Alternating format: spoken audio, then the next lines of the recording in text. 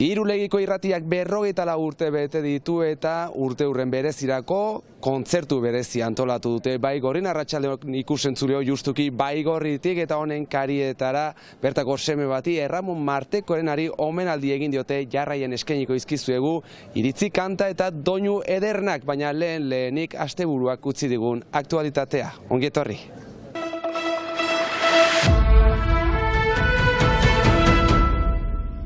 Baionan Stop Genozidioa taldeak deituta larun batean 100 gora herritarrek Santizpirita zubian dagoen Israelen bandera kentzeko asmoa eta nahia ezerezean utzi du poliziak. Denen begipean den Palestinar populuak bizi duen sarraskia, beraz Israelgo bandera bere zubian emaiten duela, Senespri zubian beste banderekin batera, eta gorietzat hori onartezina da. Hainbat aldiz interpelatu dugu alkatea horri buruz eta ez dugu sekulan erantzunik ukan, beraz azkenean erabaki dugu ezin ginela geldirik egon eta deitu dugu elgarretaratze bat horren salatzeko. Justuki herriko etxera jo dute jarraian, Israel hiltzaile eta etxegaraia uztapeza horren konplize dela zioten oihuen artean, eta Israelen bandera kentzeko aleginaz gain ekimenaren helburua. Denek pentsatzen duguna ozenki erraitea, ikusten dugu gure inguruan pasatzen den jendea ez dena baitezpada elgarretaratzera etorria ados dela gurekin. Egia da gaur egun frantses estatuan Palestinaren aldeko manifestaldiak biziki reprimituak direla, beraz jendea ez da ausartzen, sobera ateratzen ere, eta ateratzen denean bortizki zapalduak dira, beraz ezin egona hori nahi ginuen kanporatu, eta horregatik dugu deitu elgarretaratze untara.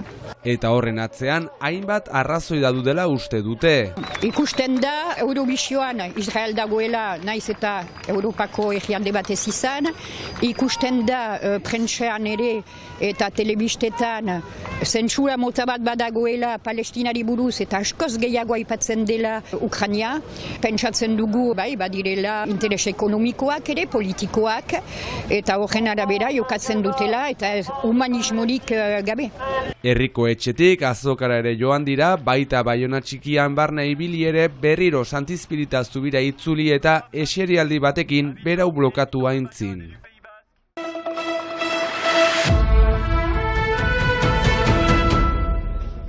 Bi 2025ko itsasuko gereziaren eguna ospatu da igandean. 2 urte txarri izan ostean, aurten momentukot. Ona, guretzat. Pozigira, zenta azken 2 urteak ahula ere izan dira, ustaren aldetik, eta aurten ala ere ez dugu bukatua, biltzea, baina lehen motarekin peloa goiztiaja da, eta bizkiuntza bildu dugu.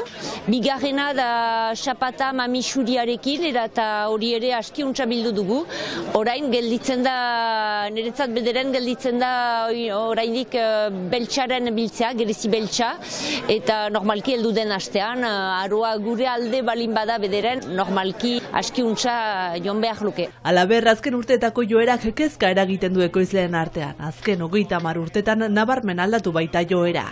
Eta pasatu ditut lehenbiziko 20 urteak askiuntza ongi bildu dugu, eta 2 urte izan ziren bakarrik 20 urte horietan zinez txarrak edo kasik deus, ohmarengatik edo lorea usteltzen delarik ohmarengatik astapenetik badakigu ez dela gerezirik izanen. Eta azken 10 urte hauetan aldiz, ukan ditugu 6 urte janezake normalak edo onak, eta 4 txarrak edo biziki txarrak.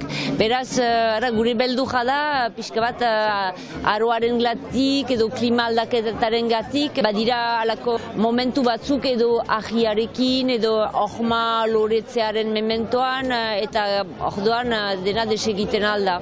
Baina urtengo urteagona izaki jendeak ez du utxegin horren maite duen fruitu ontaz gozatzeko. Bai, maite ditut, bereziki itxasukoak, egia egan, bai, gure lujalean badira gereziondoak toki guzitan eta markatzen du Ipar Euskal Herria pixka bat egaren nuke. Eta tokiko ekoizle eta elkarteentzat garrantzitsua dela, zenta kanpoko jendea metatzen da, eta ongi da, erakusteko Euskal Herria zer den, eta elkarteentzat ere diru baten ateratzeko. Zenta leku untan, azkeneko 80 urtetan egiten den pesta hau herriko elkartek antolatzen dute, beren urteko ibilbidea dirustatzeko. Eta gaur egun gurekin daude hemen etxauriko lagunak, gu badaukagu etxaurikin harreman gerezia dela tarte. Euskal Herrian oso toki gutxitan badago gerezia, eta itxasun badago, eta etxauri barren ere, gero herriberan badago Milagron, igual ezaguna da, baina berez, gure ekoizpena berezia da, ez dugu ureztatzen. Bada hemen bezala, behar bada Iruñerria ez da horren ezea, baina guain daukagu nahiko gutxienez ureztatu gabe bildu alizateko. Aldiz, Iruñerriko lagunentzat sasoia Ez da ona izan. Egonda goiz batzutan izotza egin du, eta loratuta egon zen oso polita, baina gero mamitzeko orduan izorratu zen bizkatxo bat, eta igual beste urtekin alderatu zerdia izan daiteke usta. Aroa ez duelako denen mesederako jardun, geroz eta usuago errepikatzen den egoera.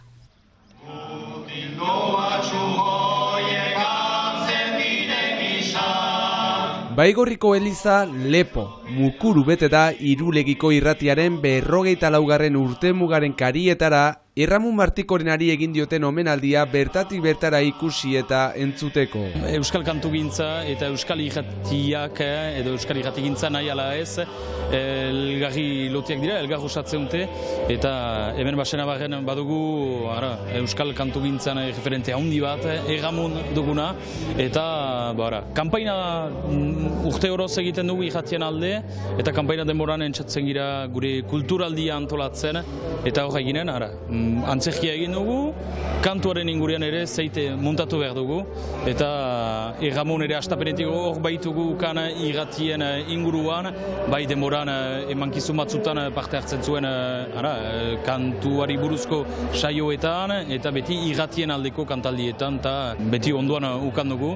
Behar merezi zuela bere errepertorioa hartzea, eta kantari lagunek ilan errepertorio hori jorratzea, eta inorazte biskatea.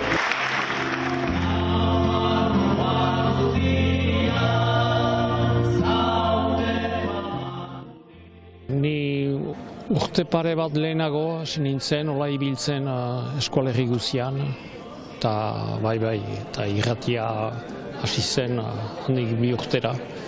Uste dut 80an, bai.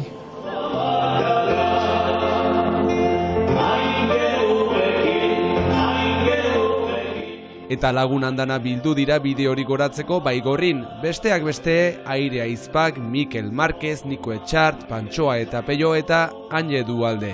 Unkigarria, 82 urteko Urepeleko artzain kantariarentzat. Biziki. Plazer egiten du, eta aspaldiz danik ezagutzen ditudan lagunak, eta hori, eta herrian berean, eta unkigarria da, unkigarria.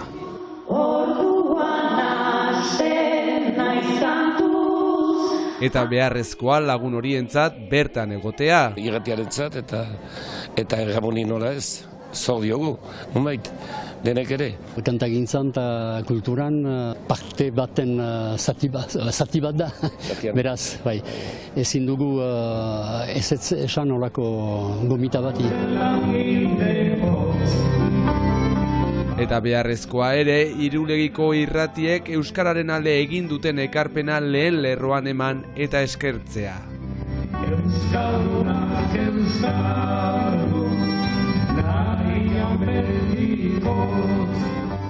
Ez baliz eskuali irratirik izan, eskasa izanen zen. Familia etxean hitzetan entzuten dira Irulegiko irratia edo gure irratia.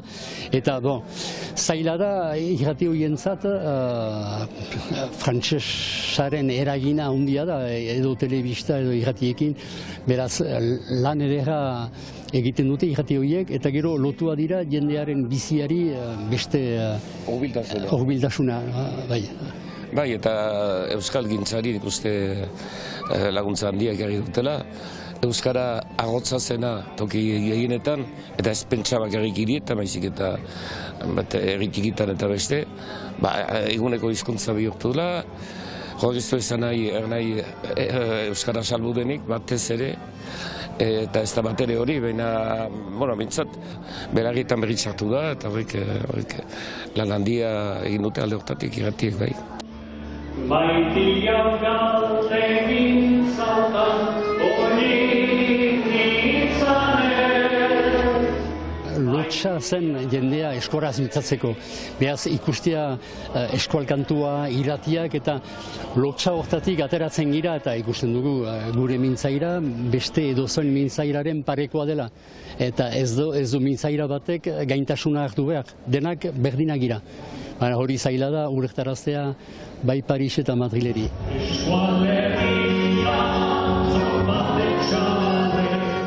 Ikusentzuleok guri gozarazi diguna bezain beste plazer emango dizuen esperantzan, kanta honekin doakizue gure gaurko agurra. Plazer baduzue, bihar arte.